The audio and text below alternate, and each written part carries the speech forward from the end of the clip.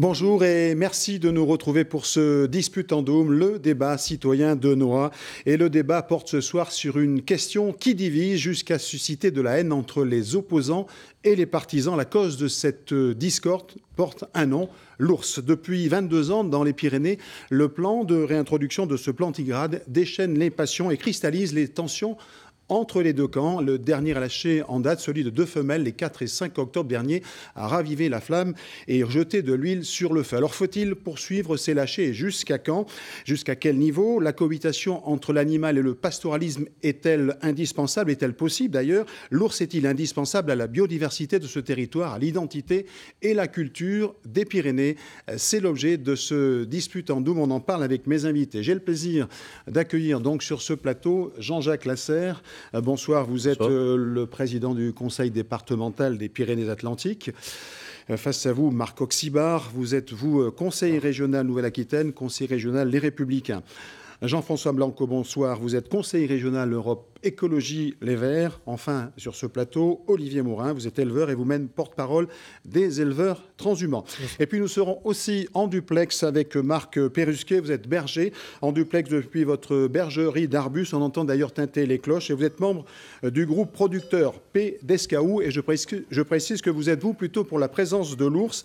Enfin, Nicolas Rançon, vous êtes vous le rédacteur en chef adjoint de France Bleu, notre confrère sur place, en duplex de la locale de Pau, et vous connaissez évidemment parfaitement ce dossier. Merci à tous les quatre. Et puis je n'oublie pas bien sûr nos téléspectateurs, vous qui nous regardez. Je vous invite à témoigner, à poser vos questions via nos pages Facebook et sur Twitter, #Noah.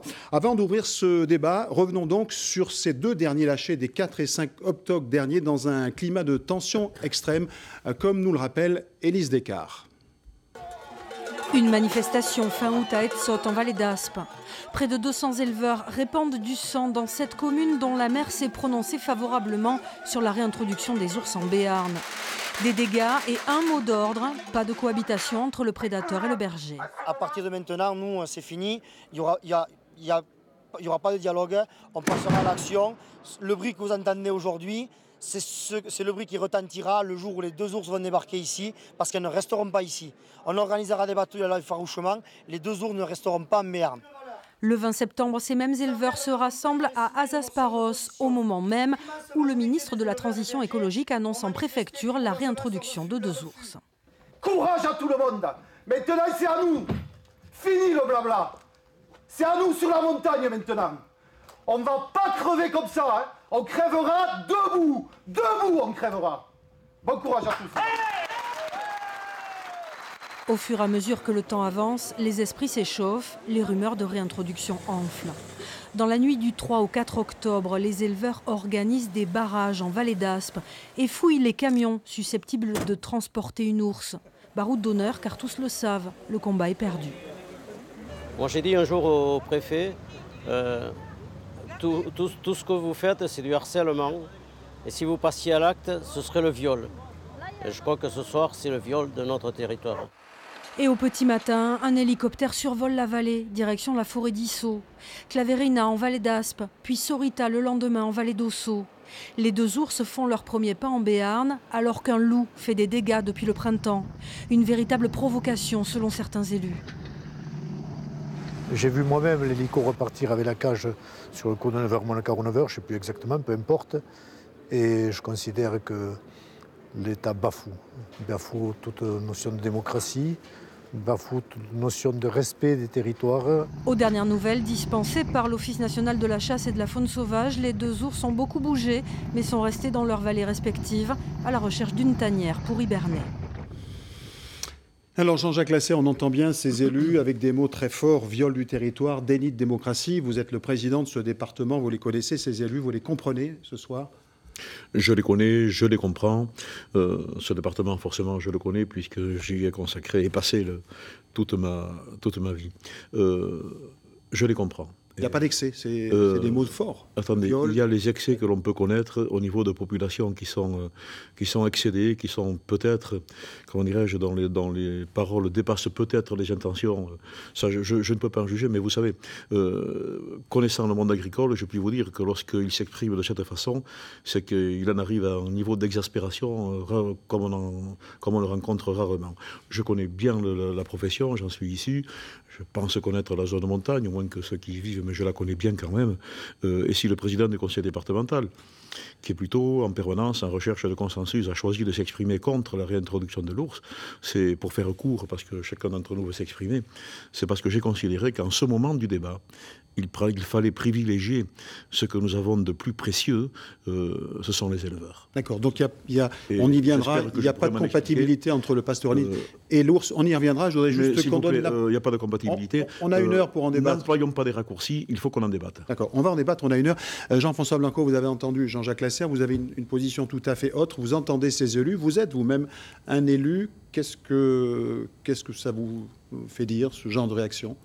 Ce qu'il faut ne pas perdre de vue, c'est que cette réintroduction, l'arrivée de 2 ours dans les vallées béarnaises, n'était qu'une réparation, puisque sous les tirs des chasseurs, en 1994, à Bors, en vallée d'Aspe, puis le 1er novembre 2004, au-dessus d'Urdos, et j'évoque maintenant la mort de Canel, 2 ours ont été tués par les chasseurs. Oui, puis elles étaient présentes, il fallait réparer cette disparition, et l'arrivée des 2 ours au début du mois d'octobre dernier n'a été qu'un acte de réparation. Alors, tout à fait raisonnable, qui était nécessaire pour préserver l'espèce. Alors Olivier Mourin, vous entendez, c'est nécessaire, il fallait remplacer ces ours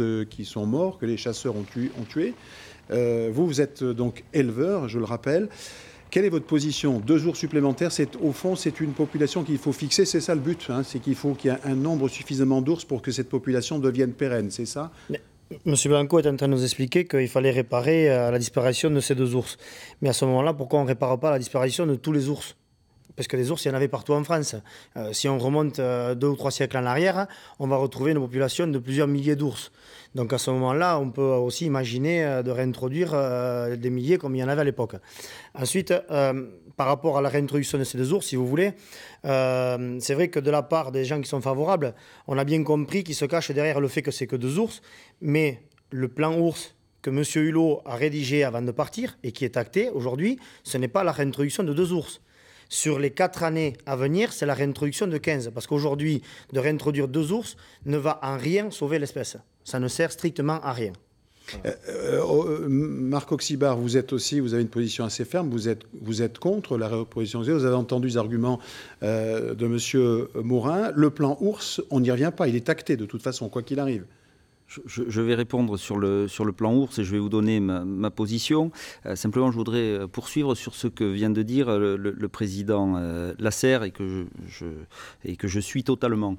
La question des élus de ce territoire dans la concertation ou la pseudo-concertation qui a eu lieu ces derniers mois dans le département par rapport à la réintroduction des ours, a conduit à une décision du gouvernement qui est très symbolique de tout ce qui se passe aujourd'hui, et y compris et plus précisément dans nos territoires ruraux et de montagne, le lâcher d'ours par hélicoptère. Le gouvernement nous passe dessus. Ça, c'était pour contourner les manifestants. C'est certes pour contourner les manifestations sur les routes, sauf que, pardon de vous dire qu'il y a un ressenti aussi des élus qui est très très mal vécu. Les larmes du maire de la Reims à la fête du fromage, début octobre, quand quelques jours après le lâcher d'ours sur sa commune, alors qu'il n'a pas été informé que le lâcher se ferait sur sa commune, mais quand on est un élu de la République, il y a des choses que l'on n'accepte pas, il y a des choses qui sont très difficiles à digérer. Et alors, ça en particulier. Tous les élus ne sont pas d'accord, n'ont pas la même position. On va revenir, je voudrais qu'on donne la personne... Sur le plan ours, vous posiez la question sur le plan ours. Aujourd'hui, la question est très... Ma position est très claire. Stop au plan ours. Il faut stopper ce plan ours. Alors, on va poser la question à Marc Perrusquet. Vous m'entendez, monsieur Perrusquet, vous êtes dans votre bergerie, vous avez entendu les arguments des uns et des autres, vous êtes berger, donc vous êtes confronté tous les jours à la présence de ce plantigrade, et vous êtes plutôt pour. Moi, je suis pour, et j'ai surtout entendu là, dans votre studio, là, j'ai entendu M. Morin qui est éleveur, quoi. Et les manifestants, c'est des éleveurs, et ceux qui gardent les brebis en montagne, c'est des bergers. Hein. Et là où il n'y a aucun problème, les bergers, en général, ils sont pour la réintroduction. Hein. Ils vivent avec ces animaux. Mais par contre, les ours gênent les éleveurs. Parce que les éleveurs, ils peuvent lâcher leurs brebis là, sans problème. Pourquoi vous dites parce que les éleveurs, ils ne montent pas aux estives, ils ne sont pas sur le territoire? C'est pour bien comprendre la différence entre le berger et l'éleveur. Voilà. Ce que je veux dire, c'est un berger, il monte avec ses brebis, il garde ses brebis. Un bon éleveur comme M. Morin, il donne ses brebis en garde à un berger. Et après, il y a d'autres éleveurs qui lâchent leurs brebis en liberté, quoi. Hein, donc, c'est sûr que là-dessus, s'il y a un prédateur, un ours ou un chien ou même un touriste hein, qui passe et qui fait... Donc là, on a des dégâts, quoi. Mais si le berger, il fait son boulot... on a pratiquement très peu de dégâts, quoi. Hein. Donc on va donner la réponse, on va donner la parole à M. Morin. Vous êtes mal placé, si j'entends votre confrère qui est berger, il vous reproche de ne pas être bien placé pour avoir une position par rapport à l'eau. Vous ne montez pas aux estives, par exemple. Alors, bon, déjà la première chose qui a été dite, c'est de dire, vous l'avez présenté en disant qu'il vivait avec l'ours. Je ne crois pas qu'aujourd'hui, M. Perrusquet, comme la plupart des éleveurs de nos vallées, Osso, Aspébar et tous, étaient confrontés à des problèmes avec l'ours, puisqu'aujourd'hui, il n'y a plus d'ours en Béarn depuis bien longtemps. Les dernières prédations remontent à il y a quasiment 10 ans. Il n'y a plus d'ours en Béarn, il y en a deux. Il n'y a plus d'ours en Béarn. Vous en êtes sûr? Il y a 2 ours. Hein, un dont on est sûr, c'est Néré qui vient hiberner sur notre territoire, mais en ce moment, Néré et Canelito, les 2 ours, passent tout l'été, d'accord, tout l'été, donc c'est-à-dire la période où les troupeaux en Béarn sont en transhumance, dans les Hautes-Pyrénées et en Haute-Garonne. On a les preuves. Non, mais donc, s'il n'y a plus d'ours, il n'y a plus de débat, M. Morin. Ah, mais écoutez, s'il n'y a plus d'ours. Il n'y a plus d'ours en Béarn. Donc il n'y a plus de débat alors? Eh bien, si, maintenant, il y en a 2 nouvelles. Donc, il y a débat. Voilà, le débat, il aurait dû avoir lieu avant parce que les gens ont dû être informés de ça. Ouais. Alors, on a entendu des mots assez, pour y revenir, des mots assez durs, difficiles. Je la serre délit démocratie sont des élus. Je voudrais qu'on entende justement la position de François de Rugy qui s'est exprimé sur ces 2 lâchers, qui a pris la succession donc de son prédécesseur, qui avait décidé de ces 2 lâchers. On l'écoute et on en parle juste après. Il y a des personnes qui se croient autorisées à faire des barrages sur les routes, à me menacer avec des fusils, hein, parce que quand moi je suis allé à Pau, ils ont voulu m'empêcher d'aller dans la montagne, d'aller rencontrer, ils ont fait des pressions sur des éleveurs qui avaient accepté de me rencontrer pour que ce ne soit pas possible, et ils ont brandi des fusils à mon encontre. Et puis maintenant, ils disent on va faire des barrages sur la route. Bon, ça, ce sont des attitudes inacceptables. Moi, je comprends les mécontentements, même la colère. Ça existe, le sentiment de colère, mais ça ne justifie pas tout. Et donc, nous continuerons, même quand il y a des difficultés. Moi, je ne me dérobe pas devant les difficultés ou devant les problèmes. Jean-François Blanco, vous êtes, cette violence-là, vous la condamnez, cette violence dont M. de Rugy parle, même si le débat est houleux? Bien sûr, parce que la violence est contre-productrice et elle n'est jamais acceptable. Mais je veux revenir quand même sur les raisons de la réintroduction, puisque M. Morin vient de nous dire qu'il n'y avait plus d'ours dans les vallées béarnaises. Bien sûr, il y avait 2 ours, et heureusement. Et le problème, c'est qu'il n'y avait plus que 2 ours dans les vallées béarnaises, Néré et Canelito, et que pour sauver le noyau occidental des ours dans les Pyrénées, il fallait absolument réintroduire et permettre l'arrivée de 2 femelles, ce qui a été le cas au mois d'octobre. Et c'est une décision qui a été prise par Nicolas Hulot, qui a été mise en œuvre ensuite par François de Rugy. C'est une décision courageuse, mais c'est une décision importante pour la biodiversité. Nous le savons, en 40 ans, 60% des espèces animales sauvages ont disparu. Donc nous sommes face à la 6e extinction nous sommes face à un effondrement de la biodiversité. Comment aurait-il été possible que dans les Pyrénées-Atlantiques, dans les vallées béarnaises, nous ne prenions pas nos responsabilités pour sauver l'ours brun des Pyrénées? C'était tout simplement inconcevable, et c'est pour cette raison que cette décision a été prise. Elle était mesurée et elle était raisonnable. Elle était conforme aux prescriptions d'ailleurs des scientifiques. Bien. Je voudrais qu'on aille à Pau où nous attend Nicolas Rançon. Nicolas, vous connaissez bien ce dossier puisque vous suivez pour nous, pour France 3, ce débat de la réintroduction de l'ours. Vous êtes le témoin en première ligne de ces lâchers. Est-ce que cette tension, vous la sentez? Est-ce qu'elle est perceptible? Eh bien, écoutez, effectivement, cette tension, on l'a ressentie depuis le début de l'année, presque, pourrait-on dire, puisque dès le début de l'année, nous avions compris que cette thématique, celle de l'ours, allait être la thématique de l'automne. Et il est intéressant de revenir sur les séquences tout au long de l'année. Alors, petit retour en arrière, souvenez-vous, déjà au printemps, grosse et importante manifestation sur Pau, une manifestation anti-ours, une manifestation surprenante même au regard de cette très forte mobilisation, surtout par rapport au nombre très important qu'il y avait d'élus. Il y a eu ensuite une phase de transition jusqu'à l'été, où là est arrivée la thématique du loup qui tout à coup a bouleversé et a rendu peut-être plus hâtives les braises des anti-ours. Il faut savoir qu'entre le printemps et l'été, près de 300 brebis seraient mortes après des attaques de loups. S'installe ensuite donc un bras de fer entre les autorités et les opposants à l'ours. Et à la fin de l'été, de nombreux éleveurs, on avait pu l'accompagner ici à Pau avec les équipes de France 3 Pau Sud-Aquitaine, ont pu filmer des éleveurs qui, après une attaque de loup, avaient été redescendus des estives bien avant la date habituelle. Vous le voyez, le contexte était extrêmement sensible, bien qu'une brigade loup ait été déployée pour apaiser d'une certaine façon les tensions, mais le dialogue a été rompu, et c'est dans ce contexte très particulier, on l'a vu dans le reportage, que cette opération d'élitroyage a eu lieu. Et il semble important également, pour finir, de noter que c'est tout ce monde, à la fois les éleveurs opposés à l'ours, les maires, les défenseurs du renforcement de l'ours, les autorités, mais aussi nous, les journalistes, qui avons dû travailler dans un contexte extrêmement lourd et extrêmement pesant tout au long de l'année. Merci Nicolas pour cette précision. Alors il faut rappeler que ce sont des ours de souche slovène qui ne sont pas des sources de souche pyrénéenne. Alors est-ce qu'il y a une différence notable? Est-ce que ce sont, alors je vais vous poser la question, Marc Oxybar, est-ce que, peut-être pas un expert, mais est-ce que ce sont des souches qui sont plus dangereuses? Certains disent que c'est un ours plus agressif. L'interrogation, alors effectivement, je préfère préciser d'entrée que je ne suis pas un expert. La question qui peut se poser, c'est l'adaptation de cet ours slovène à la montagne pyrénéenne. En Slovénie, je crois, si je ne dis pas de bêtises, je crois qu'il y a près de 60% de forêt.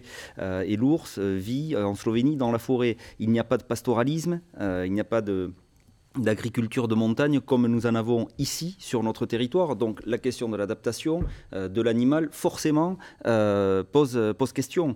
Et c'est aussi l'une des raisons qui a fait que, pour ma part, j'ai estimé qu'il n'était pas nécessaire de réintroduire l'ours dans les Pyrénées. De toute façon, l'animal en lui-même existe déjà en Slovénie. Donc la question de l'extinction de l'ours n'était pas justement, est-ce qu'il y a un risque pour l'homme? Est-ce que c'est... Je vous pose la question, M. Morin. Vous avez entendu votre confrère qui dit que finalement, il n'y a pas forcément de risque pour l'homme. Qu'est-ce qu'il faut faire? Enfin, si on croise un ours, ça ne vous est pas arrivé? Alors là, moi, je ne suis pas là. C'est pas moi qui fais les livrets de recommandations pour les touristes. Ce qu'on sait par rapport aux attaques sur les humains, c'est que certes, aujourd'hui, dans les Pyrénées, on va nous dire qu'on ne retrouve pas de traces ou de preuves d'attaques d'ours sur des humains. Effectivement, des ours, il y en avait quasiment plus. Donc la probabilité de croiser un ours, elle était tellement infime que ça ne pouvait pas arriver. Maintenant, il faut essayer de regarder ailleurs ce qui se passe. Et ailleurs, quand on se penche un peu sur le dossier, on se rend compte, par exemple, pour un pays comme la Roumanie, qui a une population de plusieurs milliers d'ours, où les éleveurs et les gens qui sont confrontés en permanence à cette présence-là, on se rend bien compte que là, par contre, on a des accidents et des accidents mortels importants. D'accord, pour la Roumanie. Ensuite, on voit l'été qui vient de se passer chez nous, donc avec quand même une population faible d'ours. Il y a quand même eu deux randonneurs qui se sont trouvés confrontés et qui ont été chargés par ces femelles avec les petits. Quoi. Alors justement, puisque vous parliez de la Roumanie, on va regarder ce qui se passe en Slovénie, puisque je rappelle que ce sont des ours d'origine slovène. Alors voyons comment la cohabitation se passe dans ce pays. C'est un reportage de nos confrères de France 2. Avec 60% de forêt sur son territoire, la Slovénie est l'un des pays les plus verts d'Europe. Et celui qui, vu de France, réussit l'impensable, faire cohabiter les ours et les hommes. Nous prenons la direction d'un affût, un poste d'observation, où nous serons en sécurité. L'ours est là, à 20 mètres seulement, nonchalant, en quête de nourriture, en cette fin d'après-midi. Des ours bruns en liberté totale, il y en a 750 en Slovénie, 20 fois plus qu'en France, dans un pays plus petit que la Bretagne. Voilà ce qui attire les touristes du monde entier, rassurés par une statistique. Aucun homme n'a été tué ici par un ours en 25 ans. Dans les villages, les Slovènes ont appris à vivre avec ces ours, qui surgissent parfois dans leurs jardins et sur les routes. Cette vidéo, voici celle qui l'a filmée. Alenka Kovac dirige un hôtel où les ours pointent leur museau presque tous les mois. La cohabitation est-elle possible? La patronne et ses clients en sont convaincus. Ils ne considèrent pas l'ours comme un animal agressif. Et peu importe que l'hôtel accueille régulièrement des groupes scolaires. Les végétaux représentent 70% de leur alimentation. La viande, seulement 30%. Ils ont donc assez à manger dans la forêt. Et quand ils viennent dans les villages, ils ne causent pas de gros dégâts. Il peut arriver que des gens croisent une mère et ses petits. Là, c'est dangereux. Sinon, pas de problème majeur. Mais la cohabitation n'est pas toujours simple. 700 incidents sont signalés chaque année. Cet apiculteur peut en témoigner. Un ours, filmé ici par une caméra de surveillance, a détruit une grande partie de ses ruches. Les voici au lendemain de l'attaque. Mais pas question pour lui de réclamer l'élimination de ces animaux. Alors Jacques Lassé, on voit bien qu'en Slovénie, la cohabitation est plus facile, elle est un peu pacifiée. En fait, au fond, l'homme et l'animal cohabitent là. Est-ce qu'il n'y a pas un problème, au fond, de pédagogie sur notre territoire? Est-ce que le fait que, finalement, l'ours n'y était plus depuis quelques années, le fait de le réintroduire, est-ce que ce n'est pas des peurs un peu qui ressurgissent? Est-ce qu'il n'y a pas un travail de pédagogie à faire? Probablement, enfin, ma réponse n'est pas de cette nature. Non, mais si on parle simplement pour le danger de l'animal. Je vais essayer de répondre à votre question, parce que j'ai réfléchi avant de prendre la position que j'ai prise. Les montagnes ne se ressemblent pas. La montagne des Pyrénées-Atlantiques, elle est complètement différente des autres. Il y a une densité d'éleveurs que vous n'avez pas en Bigorre, que vous n'avez pas sur la chaîne des Pyrénées. Et je crois que dans ce genre de débat, vous allez toujours trouver des témoignages à charge, à décharge. Ça, c'est pas compliqué, un reportage comme celui-ci. Oui, mais enfin, il y a des faits, Jean-Jacques Lassalle, il y a pas eu d'attaque sur les hommes dans le massif pyrénéen. Attendez. Je voudrais aller jusqu'au bout, pardonnez-moi. Oui, je suis le paria dans ce débat, j'ai rien dit depuis le début.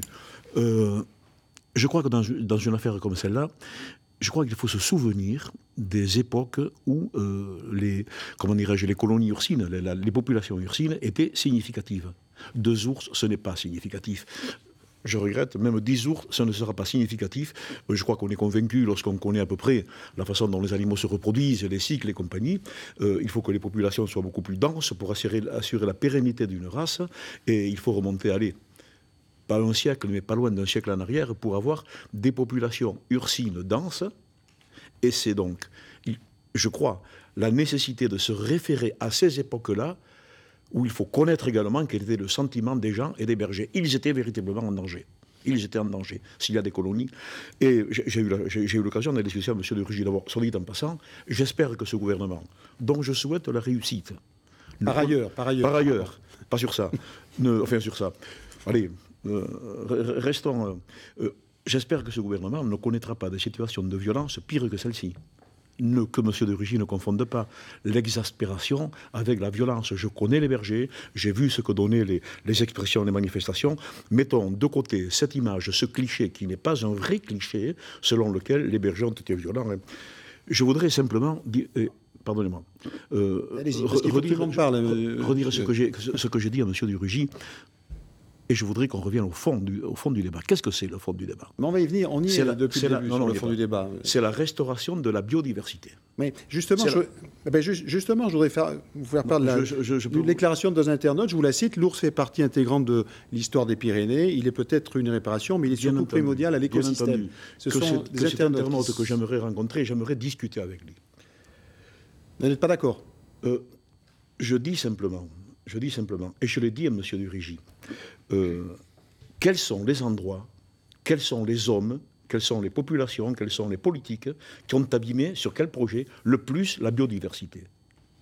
Ce qui est inacceptable dans cette affaire-là, c'est qu'on veut restaurer une biodiversité qui existait il y a 2 siècles, dans un espace où elle a été la moins abîmée par l'homme. Que l'on me cite, moi je connais bien mon département, je connais bien l'Aquitaine, je connais les pratiques agricoles, je connais les pratiques en matière d'ouvrages publics, qu'on me cite un seul espace où la biodiversité a été respectée aussi bien qu'en zone de montagne. D'accord, donc ce n'était pas nécessaire d'y rajouter. Il n'y a pas de pesticides, je comprends. Et je dis à M. le ministre, qu'on me cite une seule espèce d'éleveur, si je puis m'exprimer ainsi, le mot est impropre, qui a un tel culte du confort des animaux. Je connais les productions de palmipèdes industrielles, je connais les productions porcines, je connais les productions bovines. Vous n'avez pas, dans ce brave territoire de France et dans le monde, des éleveurs qui ont autant de respect pour les animaux. Comment voulez-vous mais des gens qui se sentent comme étant les protecteurs de la biodiversité et les protecteurs du bien-être des animaux, comment voulez-vous qu'ils ne soient pas irrités lorsqu'on fait d'eux les responsables de déséquilibre? Ça ne peut pas fonctionner. Eh bien, on va poser la question à quelqu'un qui est au cœur de cette biodiversité. C'est Marc Perrusquet. Vous êtes dans votre bergerie Arbu, je le rappelle. Alors vous êtes au cœur justement de ce débat. Vous avez fait le choix d'être pour l'ours. La question qu'on peut poser, est-ce que vous considérez que la présence du plantigrade est compatible avec le pastoralisme, celui que vous pratiquez? D'abord, je n'ai pas fait le choix, c'est venu tout seul. Le berger, il y avait eu l'ours quand on est arrivé, quand on s'est fait berger, donc on vit avec. Et après, je ne me rappelle plus la question que vous m'avez posée là. Oui, je disais, vous avez fait le choix, vous, d'être pour l'ours. C'est-à-dire que vous considérez qu'on peut à la fois être éleveur de montagne et partager cette passion pour le pastoralisme avec le plantigrade. C'est bien la position qui est la vôtre. Il n'y a pas de débat là-dessus, il n'y a pas de contradiction. On parlait de biodiversité. Est-ce que vous considérez que l'ours est nécessaire justement à la biodiversité du territoire, puisque vous êtes, vous, au cœur de ce territoire? Alors, dans la vie, je pense qu'il n'y a rien de nécessaire, mais tout est nécessaire. Ce qui est naturel pour l'homme, c'est de détruire tout ce qui est en face de lui et qui le gêne, quoi. Quand on a un caillou, on l'explose. Quand on a une ronce, on met du Roundup, quoi. Quand on a un ours, on le flingue, quoi. Ça, c'est naturel pour l'homme. Et effectivement, nous qui sommes pour l'ours, on peut dire que c'est pas naturel ce qu'on fait. Mais on préfère vivre pas naturellement, et puis en conscience avec ce qu'on pense. Quoi. Mais est-ce que vous vous sentez exclu, Monsieur Perrusquet, est-ce que vous vous sentez un peu exclu par rapport à la profession, puisqu'on a sur ce plateau Monsieur Morin qui, lui, est tout à fait contre. Est-ce que vous vous sentez un peu marginal dans notre corporation de bergers sur cette question-là, précisément? Pas du tout, parce que les anti-ours, ceux qui font beaucoup de bruit, ils sont une minorité.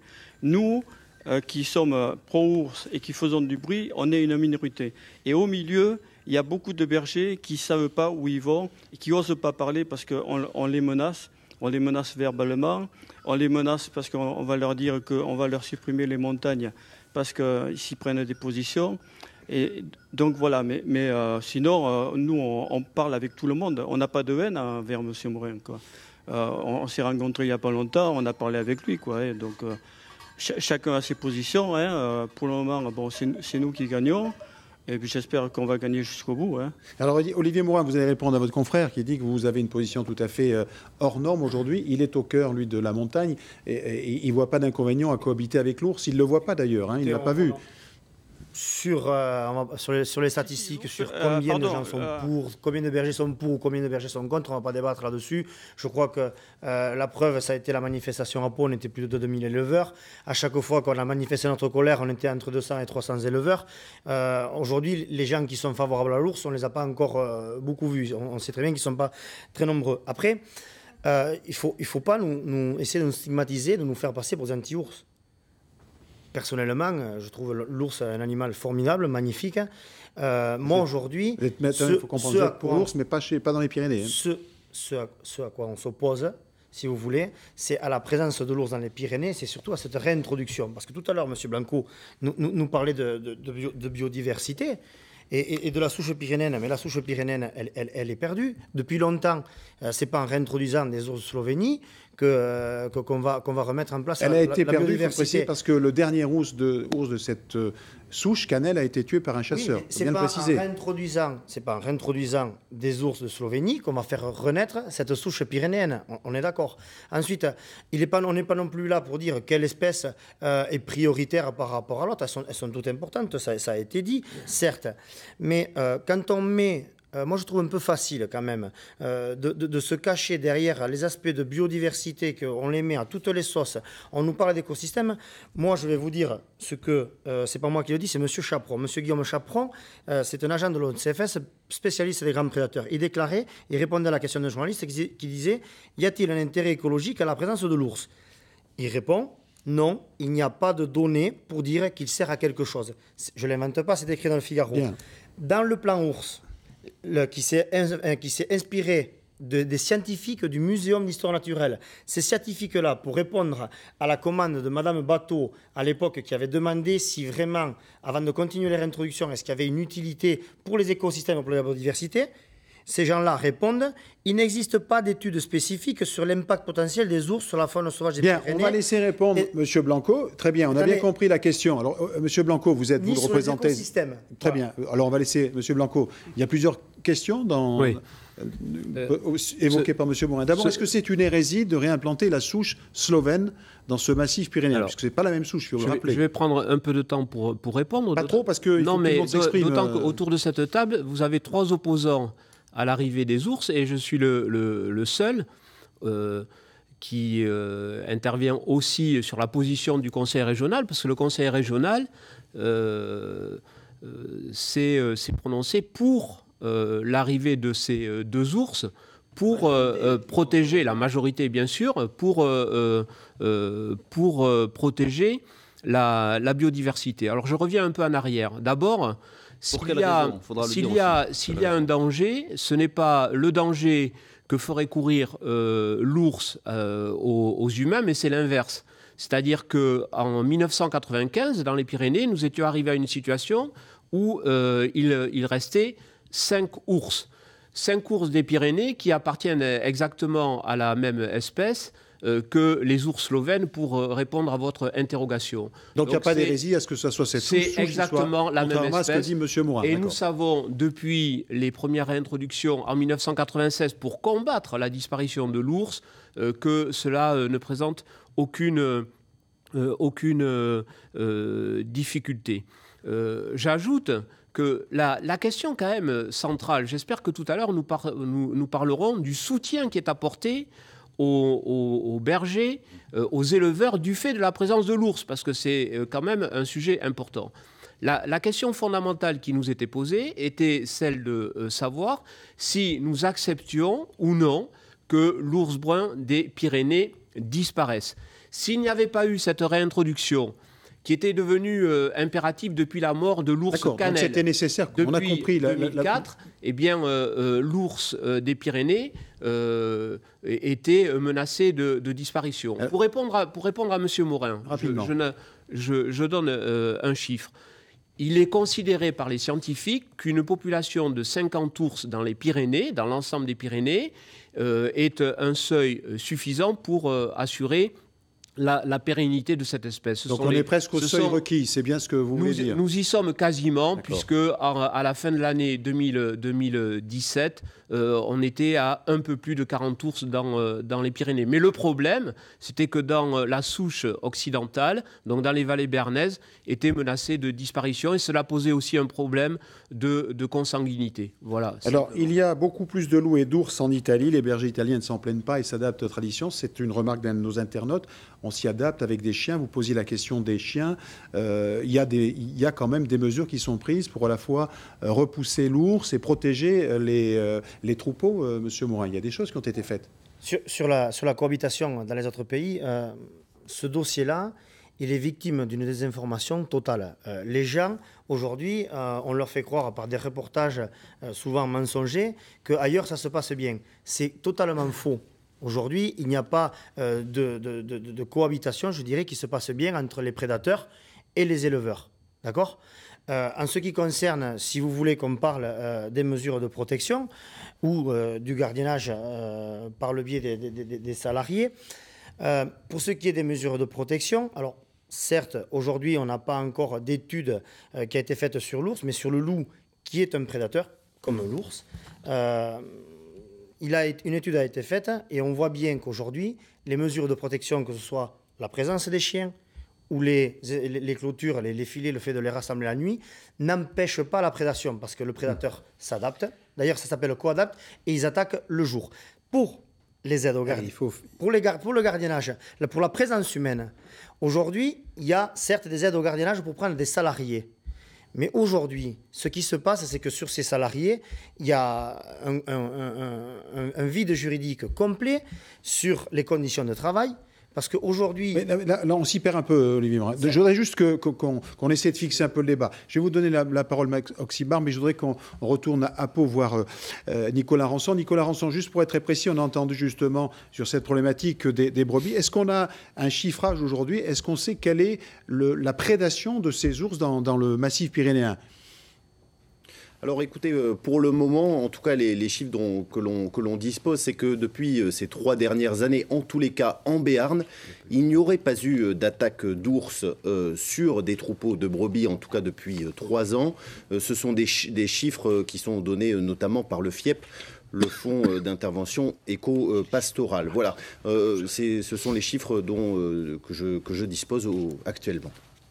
Bien, Marc Oxybar, vous vouliez parler. Alors justement, je vais juste faire un petit point. Vous êtes conseiller régional, il faut rappeler que la région est pour le plan de réintroduction de l'ours. Alors voilà, c'était le sens de mon intervention. Là. Mon collègue Jean-François Blanco annonce fièrement que le conseil régional, en l'occurrence M. Rousset et sa majorité, sont pour la réintroduction de l'ours. Moi, ma question, mon interrogation... Pourquoi le Conseil régional insiste-t-il tellement sur la réintroduction de l'ours en liant sa position sur des financements européens? J'ai eu l'occasion de poser la question au président Rousset en séance, qui a eu le don de l'énerver un petit peu, mais je ne peux pas m'empêcher de penser à ça. Il essaie de financer sa ligne Oloron-Canfranc, la voie de chemin de fer, qui coûte la bagatelle de 470 millions d'euros, et les financements seraient européens. Et l'argument du Conseil régional consiste à dire il faut réintroduire des ours parce que l'Europe nous le demande. Et moi, la question que je me pose, c'est ne faut-il pas faire plaisir à l'Europe pour espérer avoir des financements pour un projet qui n'est pas financé. Débat. C'est la question que je pose à Jean-François. Alors, il va vous y répondre. Oui. C'est un peu hasardeux comme débat, mais enfin, bon, il va vous y répondre. Peut-être un peu tiré par les cheveux, mais M. Blanco va pouvoir me répondre. J'espère que lors d'une autre émission, nous aurons l'occasion de parler de la ligne Pau-Canfranc. Je vais répondre sur le conseil régional. La position, c'est une position dictée par la préservation de la biodiversité. Et pour le reste, ce qu'il faut savoir, c'est que la région gère les fonds européens. C'est l'autorité de gestion des fonds européens. Je vais vous donner un chiffre. Le plan de développement rural, qui est géré par notre région, en 2017, a consacré 377 597 euros aux éleveurs et aux bergers du fait de la présence de l'ours. Quand nous évoquons l'Europe dans ce dossier, c'est marqué où? C'est parce que... Non, pas du tout. Si vous voulez parler de l'indemnisation des dégâts, nous allons en parler tout à l'heure. C'est l'aide qui est accordée du fait de la présence des ours aux éleveurs et aux bergers. Donc ce sont des sommes considérables. Quoi qu'il arrive, qu'il y ait des attaques ou pas. C'est totalement indépendant des attaques. La question des attaques, nous en parlerons tout à l'heure. Je vais vous donner les chiffres qui sont accordés aux éleveurs et aux bergers quand leurs troupeaux font l'objet d'attaques. Il n'y a pas eu d'attaque. Il y a des aides données aux fausses attaques sur les troupeaux. C'est la remarque d'un de nos internautes. Donc ça se fait malgré... Ça n'a rien à voir. C'est lié au fait qu'il y a la présence de l'ours. Et d'ailleurs, la réintroduction va permettre de pérenniser ces aides, qui sont des aides substantielles. Et s'agissant des attaques, il ne faut pas que le débat soit trop désordonné. Il n'y a pas eu d'attaque. Merci de remettre de l'ordre. Il n'y a pas eu d'attaque en Béarn. Il n'y a pas eu. Non, mais je réponds. Il n'y a pas eu d'attaque effectivement en Béarn durant les 3 dernières années, malgré la présence de 2 ours mâles, Néré et Canelito. Alors, Marc Perrusquet, vous avez entendu sur les indemnisations. Vous avez des indemnisations, je suppose, puisque c'est ce que tout le monde nous dit. Vous touchez de l'argent pour des attaques qui n'existent pas. C'est bien ça? Eh bien, des attaques, moi j'en ai eu et je les ai déjouées grâce au patou, quoi. Donc le but de... Patou les Pyrénées, le chien, d'accord. Ouais. Et donc les indemnités, on les a pour payer des salariés qui nous aident pour le miauletage, pour l'héliportage et pour le radiotéléphone. Oui, on a des aides, quoi. Est-ce que vous, personnellement... je souligne Est-ce que vous, personnellement, M. Perrusquet, vous avez été victime d'attaques? Vous avez vu l'ours près de vos bergeries ou près de vos troupeaux en estive? Ouais. Oui? Ouais. Sur la commune de Bedouce, il est venu un après-midi, il m'a attaqué à, on va dire, une quinzaine de mètres, et puis il est reparti avec les patous aux fesses, quoi. Et il n'a rien pris, quoi. D'accord, donc il y a des mesures dissuasives pour repousser les attaques d'ours. Alors, Jean-Jacques Lasserre, vous entendez ce berger qui explique qu'il vit très bien avec l'ours. Vous avez pris une position, vous me disiez tout à l'heure, ça a été difficile. Vous êtes contre, mais vous n'étiez pas forcément... On ne s'exonère pas facilement d'interrogation dans un débat comme celui-ci, sauf qu'il faut afficher une position. Oui, mais c'est une position politique ou c'est une position raisonnée qui s'appuie sur... C'est une position raisonnée. Si j'avais voulu prendre une position politique... parce qu'il y a une forte connotation populiste dans ce dossier. Mais justement, vous avez lancé une consultation populaire. Pardonnez-moi, mais laissez-moi parler. Mais dites-moi ce que vous avez... On sait très bien que si on veut faire de la politique au sens clientélisme, on sait très bien que nos populations, elles sont favorables à la réintroduction de l'ours. Il n'y a pas plus joli qu'un ours. Vous avez lancé une consultation? Bien sûr qu'on a lancé une consultation. Et donc qui infirme complètement ce que disait cet éleveur, qui est honnête parce qu'il dit lui-même qu'il a été attaqué. La majorité, on a lancé une consultation chez les bergers dans la zone considérée. Les bergers dans la zone considérée, à une très large majorité, sont opposés à l'introduction de l'ours. C'est normal. Si vous aviez élargi la consultation... Donc c'est pour ça qu'il ne faut pas... Vous savez, les indications et les sources d'information, il faut les manipuler avec beaucoup de prudence. On a voulu faire un sondage, on l'a fait, ça nous a conforté, bien entendu. Je crois véritablement qu'en matière de recherche de biodiversité, la position gouvernementale, et je le dis sans passion, sans une once de haine dans ce débat, elle est aussi teintée d'un peu de populisme, et je crois que le ministre a bien pesé le fait suivant, que pour se faire une belle image en matière de respect de la biodiversité, forcément, il y avait là, le niveau des populations concernées est petit par rapport aux populations françaises, il y avait là un dossier où on peut, politiquement, avoir une position commode. Le conseil régional, je n'ai pas vu le conseil régional, lors du lancement de grands chantiers, avoir un souci identique en matière de respect de biodiversité. Je n'ai pas vu. Lorsque l'autoroute à laquelle j'étais favorable. Alors, par contre, je veux dire une seule chose. S'il y a quelque chose qui m'agace profondément, parce qu'il faut rétablir la vérité, c'est l'allusion à l'argent et aux sommes d'argent qui sont en jeu. Moi, je vais vous dire, 380 000 € pour la montagne, pour se prévenir contre les attaques des ours... C'est pas suffisant. Mais c'est ridicule, surtout venant de l'Europe. Les bergers... ce sont les seuls producteurs, apportez-moi un démenti, ou pratiquement, les seuls producteurs dont la production n'a pas de soutien européen pour l'écoulement, par intervention, par stockage ou autre. Les bergers s'arbitrent sur le prix de marché. Ils vendent leur fromage, pas assez cher, quand je vois du 19 € le kilo du fromage d'estive. Mais les bergers n'ont pas de soutien européen sur leur production. Et lorsque je vois les sommes d'argent qui sont injectées, et heureusement d'ailleurs, chez les producteurs de bovins, chez les producteurs de maïs, pour qu'ils puissent continuer de vivre, je ne le conteste pas, je dis que c'est sans commune mesure avec les 300 000 euros que l'on fait tourner en boucle en disant que les bergers sont privilégiés de les toucher. Ce n'est pas un bon argument. C'est un peu comme la violence, et ça fabrique de l'exaspération. Parce que ça fabrique un peu d'humiliation et un peu de révolte. Monsieur Blanco, je voudrais que vous répondiez sur cette question-là, justement. Alors, pas forcément des dotations de l'Europe, puisque là, c'est l'Europe dont il était question. Mais justement, est-ce que ce n'est pas un débat des villes et des champs? Cette consultation qui a été lancée par le conseil départemental et le conseil d'un territoire qui est très, comment dirais-je, intéressé par cette question. Mais on voit que si on élargit ce débat, les gens sont plutôt pour la réinsertion de l'ours. Mais est-ce que ce n'est pas un débat tronqué? Parce que ce sont ceux qui ne vivent pas forcément près de l'ours qui sont pour. Je ne crois pas. Il est vrai que les sondages, les consultations ont démontré qu'il y avait 58% de la population pyrénéenne qui était favorable à l'arrivée des ours parce qu'il y a eu une prise de conscience sur la biodiversité. Au niveau national, c'est un chiffre encore plus important. Moi, je respecte et je comprends les réticences des éleveurs ou des bergers. Ce que je veux dire, c'est que l'enjeu est fondamental, c'est celui de la biodiversité. Ce que je veux dire aussi pour rétablir la vérité, et le département peut contribuer lui aussi à aider les éleveurs et les bergers. Moi, je vous ai parlé des fonds gérés par la région, mais moi, je vous parle des aides qui sont déclenchées par la présence de l'ours. Il faut ajouter à ces aides celles qui interviennent pour l'héliportage, pour le muleutage. Toujours pour 2017, c'est plus de 160 000 euros. Et un dernier chiffre. Allez, on ne va pas trop abreuver les téléspectateurs de chiffres. L'aide pour la présence des salariés, qui est générée également par celle de l'ours, c'est 2500 euros. Celle dont parlait tout à fait M. Morin.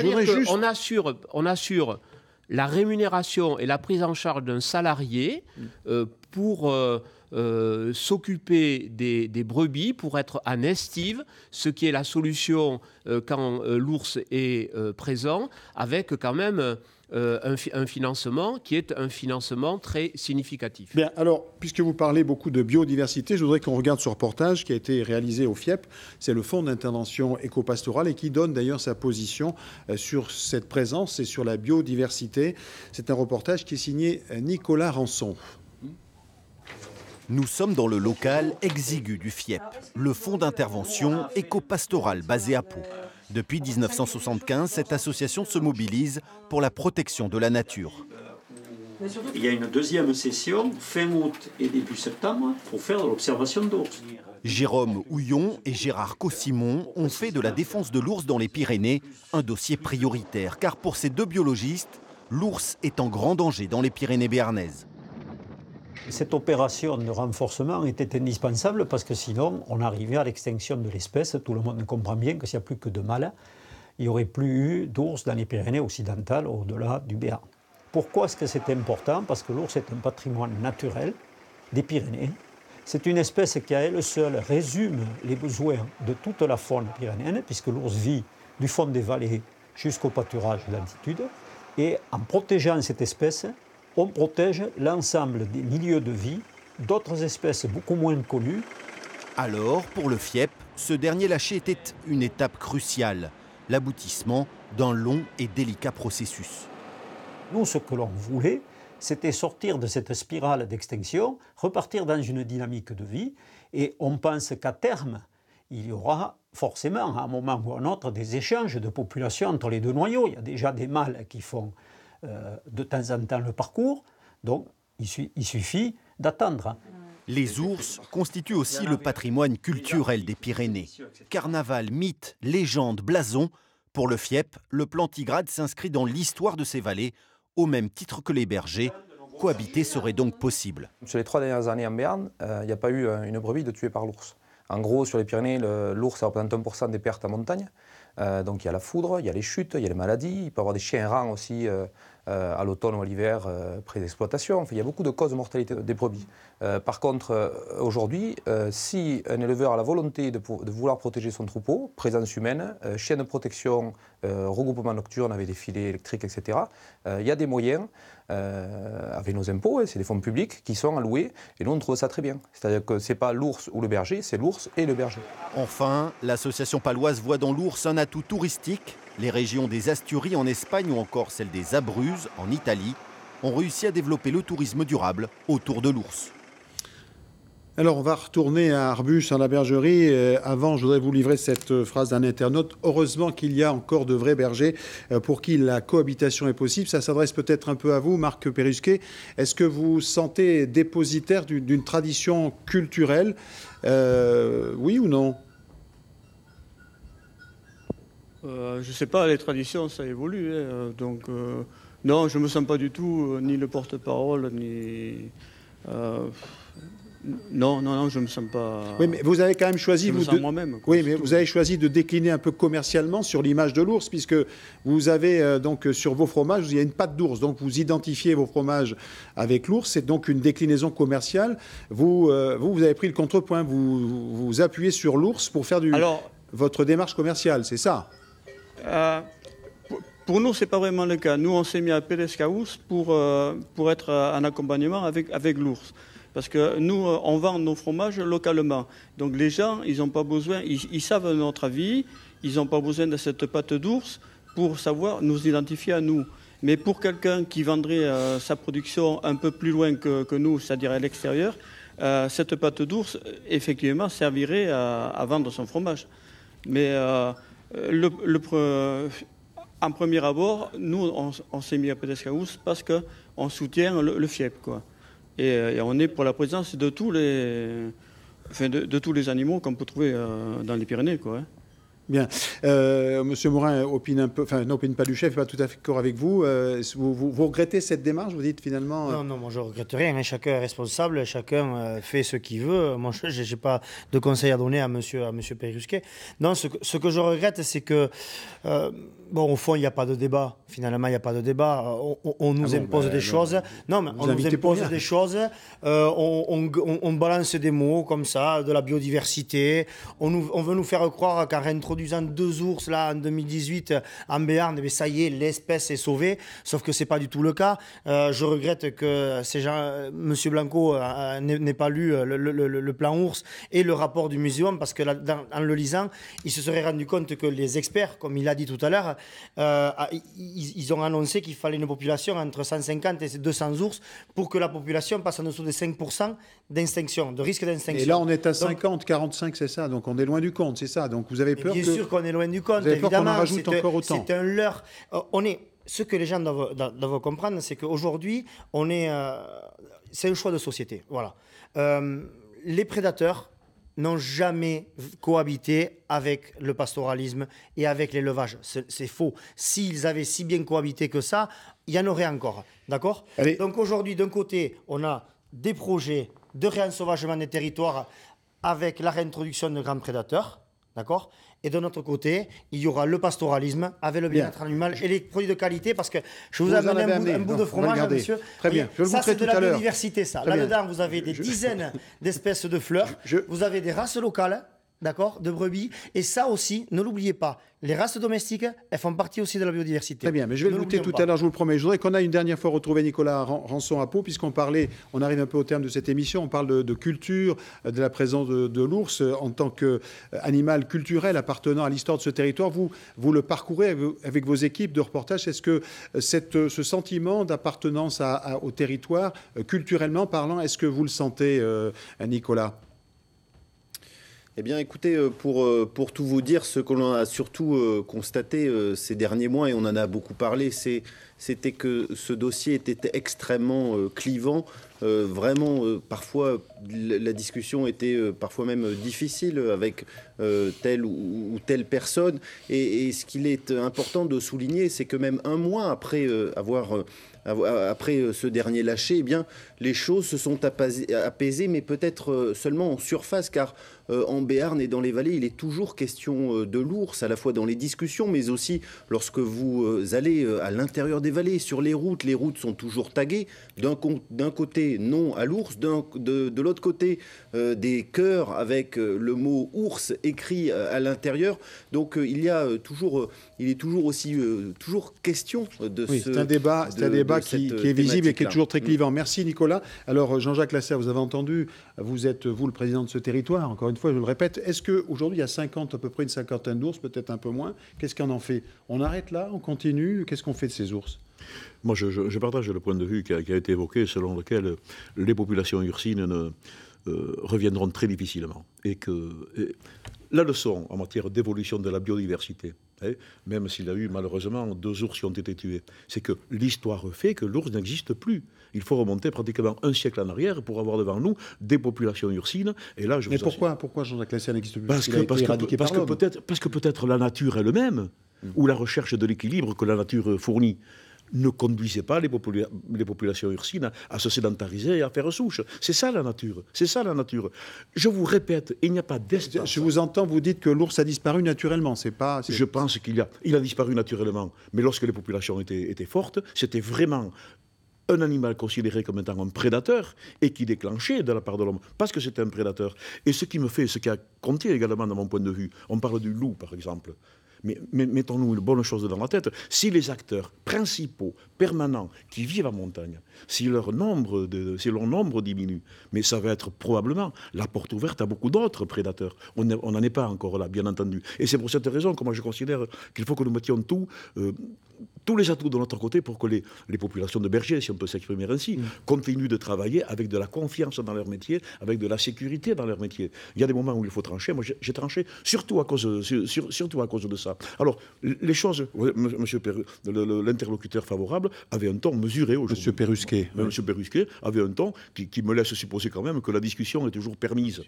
On n'en est pas dans un climat révolutionnaire, il n'y a pas de menace pour le ministre. Je lui dirai d'ailleurs, je dois le rencontrer assez rapidement. Et puis il faudra bien que dans ces vallées, on discute de l'avenir et on voit quels sont les projets. Alors, pas simplement pour fédérer les hommes, mais quels sont les projets qui peuvent donner à la vallée d'Aspe, à la vallée d'Ossau, à la vallée de Barétous. C'est pour ça que nous avons mis en route un plan montagne au niveau du Conseil général. Et moi, je vous assure, il n'y a pas de projet de développement sans qu'il y ait de la confiance auprès des acteurs principaux. Alors, monsieur Oxybar, vous êtes un élu de la région, donc quand vous soutenez, si vous voulez, les éleveurs contre l'ours, vous soutenez une activité économique, vous craignez que la présence de l'ours, finalement, scelle le destin des éleveurs de montagne, c'est ça Alors, la question, alors, d'abord, effectivement, oui, je suis un élu régional, mais qui vit dans le Piémont pyrénéen, à l'entrée des vallées. Donc je vis aussi au quotidien sur ce territoire-là. Est-ce qu'il y a un risque pour cette activité? Est-ce qu'il y a un risque, tout simplement? Ce dont je voulais parler, on parle de biodiversité. On en a parlé assez en long, en large, en travers là, depuis le début de ce débat. Il reste 2 minutes. Le risque, moi ce qui m'interroge, c'est qu'à force de vouloir ne faire que de la biodiversité, on en oublie qu'il y a des hommes qui vivent sur ces territoires. L'image qui a été prise par Olivier Morin il y a quelque temps en disant mais on va faire un grand Yellowstone dans les Pyrénées béarnaises, c'est-à-dire un grand parc d'attractions naturelles pour les urbains, c'est peut-être le risque aussi. À force de vouloir faire de la biodiversité au détriment des hommes qui ont fait de la gestion durable des territoires par leur travail, en aménageant la montagne, en travaillant la montagne... Est-ce qu'il y a moins de troupeaux? Est-ce qu'il y a moins de bergers? C'est ça aussi qui pose question. Il y a une véritable économie dans ces territoires. Si on enlève cette économie et ce pastoralisme Monsieur Morin, vous pouvez répondre à cette question? Ça risque de poser problème à un moment, on est d'accord. Oui, posez cette question. Est-ce qu'il y a un danger, une menace sur votre métier? Est-ce que l'ours est une menace aujourd'hui? Aujourd'hui, la présence des prédateurs sont une menace parce que... non mais pas théorique, dans les faits. Dans les faits, aujourd'hui, vous avez une baisse... mais pas en Béarn, effectivement, mais dans les zones, par exemple, vous allez prendre l'Ariège, où vous n'avez pas les chiffres, mais moi je vais vous les donner. En 2018, c'est 448 attaques, c'est plus de 660 animaux qui sont morts. Et là, vous avez des estives qui sont abandonnées. Et aujourd'hui, l'abandon de ces estives, on voit bien ce que ça devient. D'accord. Il y a un ensauvagement. Il y a un ensauvagement. D'accord. Alors, vous êtes pratiquement tous les 3 élus, vous conseillez, on voit qu'il y a des manifestations, des oppositions. Quel conseil vous donnez aux populations? Monsieur Lasserre, il reste 1 minute. Respecter l'ours malgré tout? Je vous livre une seule réflexion. Nous avons dans notre département, comme partout ailleurs en France, un taux de non-reprise des exploitations, et c'est vrai en zone montagne, un taux extrêmement important. Est-ce que vous pensez que le moment est venu de rajouter... Et c'est un effet direct de l'ours, c'est ce que vous voulez dire? Attendez, mais écoutez, je suis assez modéré dans mes propos. Bon, très bien. Je dis simplement, il reste est-ce qu'il faut véritablement compliquer la vie des agriculteurs, compliquer la vie de ceux qui comptent s'installer pour effectivement qu'une densité humaine suffisante? Ce n'est vraiment pas le moment. Ma réponse est plutôt de dire... C'est des populations qu'il faut rassurer, c'est des populations qu'il faut aider, et même si toutes les preuves ne sont pas réunies d'attaques au quotidien, je crois qu'on ne peut pas se payer le luxe d'une fragilité supplémentaire dans ce domaine. Tout le monde est d'accord sur ce témoignage de fin, vous aussi, en 2 secondes? Je vais vous dire... Il reste 10 secondes. En 10 secondes, l'ours, c'est l'histoire des Pyrénées, c'est l'avenir des vallées béarnaises, parce qu'il est totalement compatible avec le pastoralisme, depuis des temps immémoriaux. Bien, merci en tous les cas à tous les cadres sur ce plateau. Merci aussi à vous, monsieur Marc Perrusset. Merci à Nicolas Rançon d'avoir participé à ce débat. On n'a pas évidemment tranché le débat, mais ce n'était pas le but. Je rappelle que le prochain Disputandum à Limoges, la semaine prochaine, sera cette question: faut-il généraliser la vidéosurveillance? Merci à vous en tous les cas de votre fidélité. Merci encore à vous 4.